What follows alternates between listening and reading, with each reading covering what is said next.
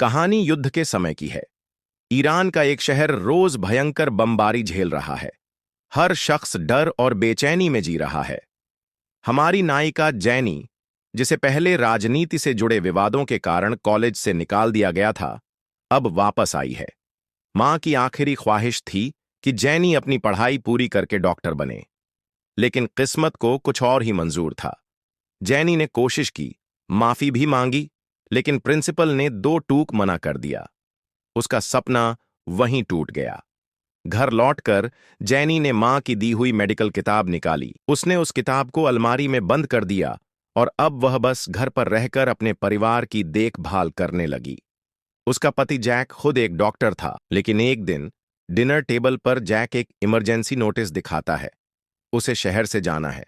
वह चाहता है कि जैनी अपनी बेटी को लेकर मायके चली जाए, लेकिन जैनी का अपनी ननद से झगड़ा है और वो बेटी को खुद संभालने का फैसला करती है। वो रात में बिस्तर पर पेशाब करने लगी और दिन में अजीबोगरीब डरावनी कहानियां सुनाने लगी।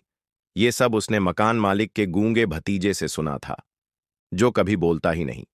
जैनी जब मकान मालिक से शिकायत करने गई तो वो साफ इनकार करता है। वो लड़का तो बोल ही नहीं सकता। अब जैनी उलझन में पड़ जाती है। क्या उसकी बेटी झूठ बोल रही है? गुस्से में आकर जैनी बेटी को डांटती है और धमकी देती है कि अगर फिर से झूठ बोला तो उसकी प्यारी डॉल छीन ली जाएगी। डर के मारे शाओयू बिस्तर के नीचे छिप जाती है। कुछ समय बाद जैनी को अपनी सख्ती पर पछतावा होता है, लेकिन तभी एक जोरदार धमाका होता है। पूरा मोहल्ला बम शेल्टर की ओर भाग रहा है। जैनी भी भागती है, लेकिन शाओयू अपनी गुड़िया लाने के लिए वापस अंदर जाती है और तभी घर थरथराने लगता है। जब कंपन रुकता है, जैनी को एहसास होता है कि शाओयू साथ नहीं है। वो दौड़कर वापस अंदर जाती है और शाओयू को फर्श पर बेसुध पाती है। शुक्र है, शाओयू बस बेहोश हुई थी, लेकिन जब होश आया तो उसने कहा, मैंने उन्हें देखा, बहुत डरावने थे। जैनी इस रहस्य में उलझी होती है कि तभी पड़ोसी आ जाती है। उसके पिता को दिल का दौरा पड़ा है। जैनी, जो डॉक्टर तो नहीं बनी लेकिन थोड़ी बहुत मेडिकल जानकारी रखती है, मदद के लिए दौड़ती है। ऊपर कमरे में एक बिना फटा मिसाइल पड़ी होती है। सोचिए, अगर वो फट जाती, 5 मीटर में कोई जिंदा नहीं बचता। जैनी उस आदमी को सीपीआर देने की पूरी कोशिश करती है, लेकिन वह बच नहीं पाता। वो खुद को दोष देती है, काश मैं डॉक्टर होती। कुछ समय बाद मिसाइल को हटवा दिया जाता है और सब वापस लौट आते हैं, लेकिन शाओयू की डॉल अब भी गायब है और वो कहती है, एक राक्षस उसे ले गया। अब घर में अजीब चीजें होने लगती हैं। शाओयू को बुखार रहता है, जैनी की कसरत वाली वीडियो टेप गायब हो जाती है और रात को सोते समय जैनी को लगता है जैसे कोई अजनबी आदमी उसके बगल में लेटा हो। एक दिन वो वहीं खोई हुई वीडियो टेप कचरे में पाती है, पूरी तरह खराब हो चुकी। उसे लगता है ये शाओयू की हरकत है, लेकिन जब वो उससे बात करने पहुंचती है, शाओयू कमरे में नहीं होती। ऊपर से अजीब सी दस्तक की आवाज आती है। शाओयू दीवार पर किसी दरवाजे को जोर जोर से पीट रही थी। पूछने पर वह कहती है, एक औरत ने कहा, मेरी डॉल अंदर है। अब जैनी डर जाती है। वह मकान मालिक के घर जाकर जिन्न की कहानी और किताबें पढ़ती है। पता चलता है, अगर वो तुम्हारी कोई चीज ले जाएं तो तुम उनसे कभी पीछा नहीं छुड़ा सकते।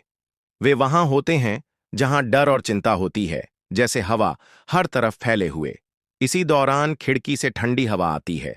जैनी बंद करने जाती है और तभी एक परछाई सामने से गुजरती है। अब डर उसकी नस नस में बैठ जाता है। रातों को वह नींद की जगह एक्सरसाइज करने लगती है ताकि खुद को व्यस्त रख सके। आखिर में सब पड़ोसी डरकर घर छोड़ जाते हैं। बस जैनी और उसकी बेटी बची हैं। जैनी भी फैसला करती है, अब और नहीं, चलो इस घर से निकलते हैं। रात को जैनी को नींद नहीं आती। तभी वह देखती है, एक आदमी दरवाजे पर खड़ा है। सांसों की आवाज आती है और वो भाग जाता है। पीछा करते हुए जैनी हॉल में जाती है। छत पर कुछ अजीब सा हो रहा था। वह दौड़कर बेटी के पास आती है, जो कहती है, कोने में दीदी खड़ी थी। लेकिन जैनी को वहां कुछ नहीं दिखता। अब बिना देरी किए जैनी बेटी को उठाकर घर से निकल पड़ती है। रास्ते में पुलिस रोक लेती है, पर उन्हें जैनी की हालत की नहीं, उसके सिर से हटे स्कार्फ की चिंता होती है। उसे थाने ले जाया जाता है, जहां उसकी शिकायतों को पागलपन कहकर टाल दिया जाता है। घर लौटकर जैनी सब्र खो देती है। गुस्से में स्कार्फ फाड़ देती है। वह छत को टेप से बंद करने लगती है, जैसे खुद को भरोसा दिला रही हो कि अब कुछ नहीं होगा। लेकिन थकावट की वजह से उसे हेलुसिनेशन होने लगते हैं। उसे लगता है शाओयू हॉल में है। उसके पास एक चादर ओढ़ा हुआ राक्षस खड़ा है। जब होश आता है तो वो खुद को घर के बाहर पाती है, और जब अंदर लौटती है